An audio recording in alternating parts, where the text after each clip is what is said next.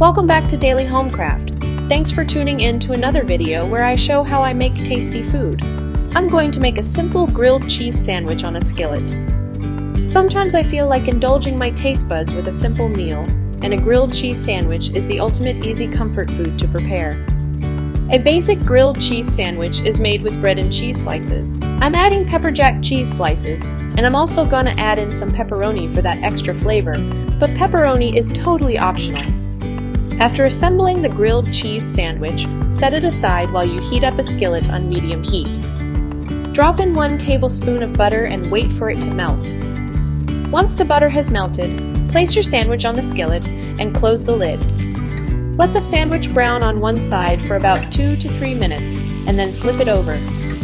You can add in more butter as you're cooking for a boost of flavor, but that's optional. After you've cooked the sandwich on both sides with the lid closed, flip it again so that each side cooks uncovered for about a minute. This will add that classic crispiness that grilled cheese sandwiches are known for.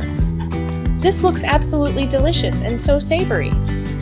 Enjoy your grilled cheese with some marinara sauce, or pair it with a bowl of tomato soup. I hope you enjoyed this video.